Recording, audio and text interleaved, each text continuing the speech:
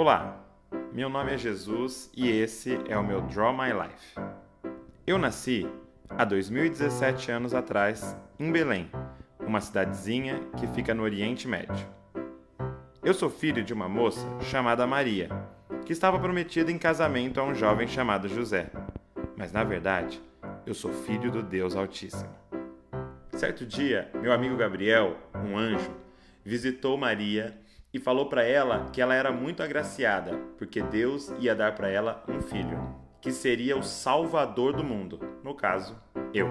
Essa concepção não viria de homens, mas do Espírito Santo. Agora, imagina só como José deve ter ficado confuso quando descobriu a gravidez, pois ele nunca tinha se deitado com Maria. Só que ele era um cara muito sensato, até por isso que Deus o escolheu. Então ele pensou, vou deixá-la sem que ninguém saiba para que não haja um escândalo. Mas aí, meu pai enviou um anjo para falar com ele também. A partir daí, foi só alegria, pois José e Maria sabiam que eles estavam sendo um canal para trazer ao mundo Emanuel, Deus conosco. Maria já estava bem no final da gestação quando meus pais foram fazer o recenseamento na cidade natal, em Belém.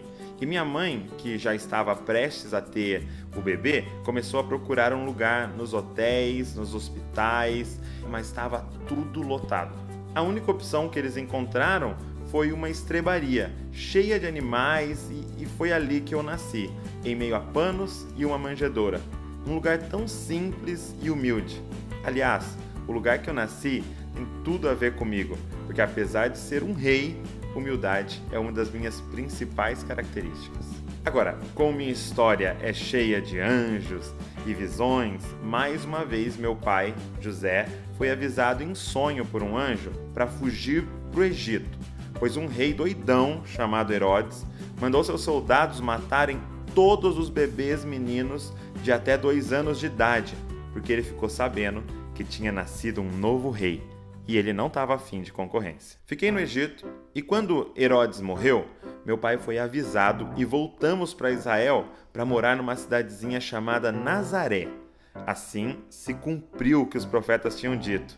Eu seria chamado o Nazareno. Eu fui crescendo, forte, saudável, cheio de favor da parte de Deus e rico em sabedoria. Desde muito cedo a sabedoria era algo que chamava atenção em mim. E aí chega a parte mais importante da minha história. Meu primo João era um cara fantástico. Aliás, dos nascidos de mulher, não houve ninguém maior do que João Batista. Ele estava no Jordão, um rio, batizando as pessoas. Aos meus 30 anos, eu fui me batizar com ele e lá aconteceu algo muito especial.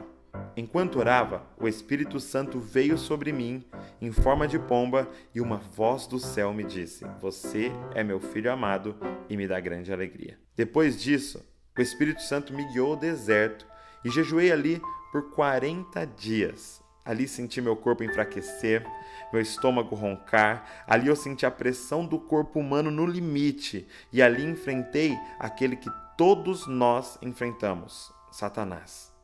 O tentador veio, mas através da palavra de Deus eu o venci. Ele veio me oferecendo os valores que ele implantou desde o início, mas como meu reino não é deste mundo, escolhi viver minha vida com valores superiores. Chamei minha squad, os 12.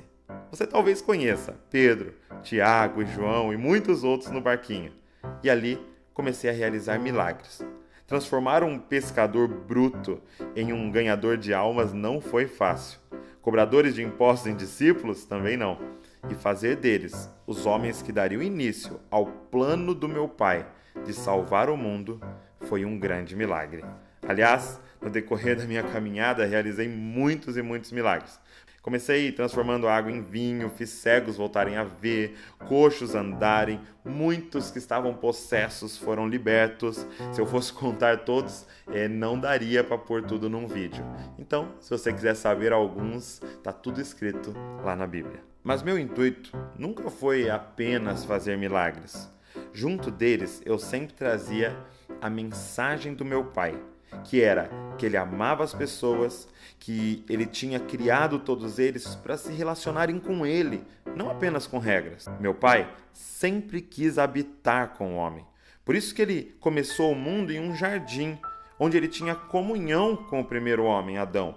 Mas depois do pecado, essa comunhão ficou afetada, e ele nunca quis que fosse assim. Depois que o homem pecou, meu pai tinha duas opções: destruir o mal, mas com isso ele teria que destruir toda a humanidade, ou redimir o malvado, mas para isso alguém teria que morrer no lugar deles. E meu pai e eu escolhemos a segunda opção.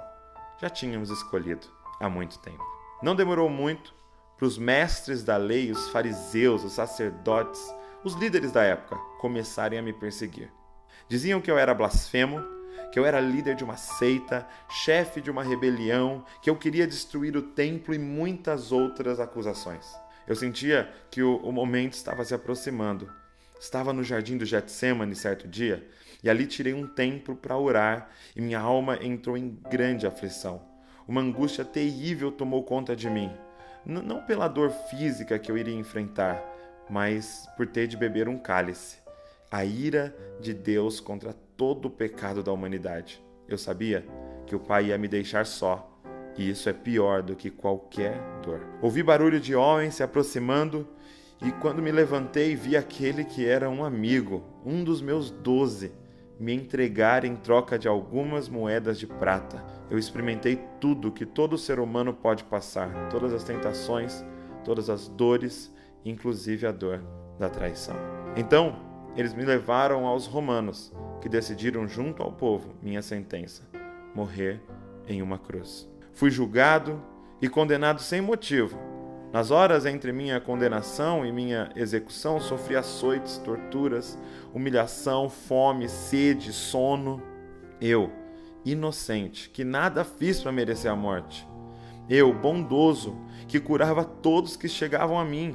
Eu, amoroso, que acolhia as pessoas por mais pecadoras que elas fossem. Eu, manso, que amava a paz. Eu, como ovelha muda, me entreguei. Fui pendurado naquele madeiro, naquela cruz. Eles pensaram que estavam me calando, me matando, mas na verdade, eu mesmo me entreguei. Me entreguei por amor, me entreguei por você, me entreguei para salvar e reconciliar o mundo com meu Pai. Depois de 3 dias, a morte não pôde me conter. Ressuscitei, mas não com o mesmo corpo, agora com um corpo glorificado, que não experimentaria mais morte, dor, aflição, e ganhei um nome acima de todo nome, e todo aquele que crê em mim não morre, mas tem a vida eterna. Eu sou Jesus Cristo, o caminho, a verdade e a vida, e ninguém vem ao Pai a não ser por mim. A maioria das pessoas acredita que o ápice da minha vida foi ter morrido na cruz, mas aquilo foi só a parte necessária para que o maior propósito do meu Pai fosse cumprido, para que agora, reconciliados com Deus, livres do pecado, Ele pudesse restaurar toda a criação e habitar com o homem para sempre. Eu quero fazer de vocês um filho para o Pai, um membro para o meu corpo e um templo para o meu Espírito Santo, e viveremos juntos para sempre. E aí, você topa?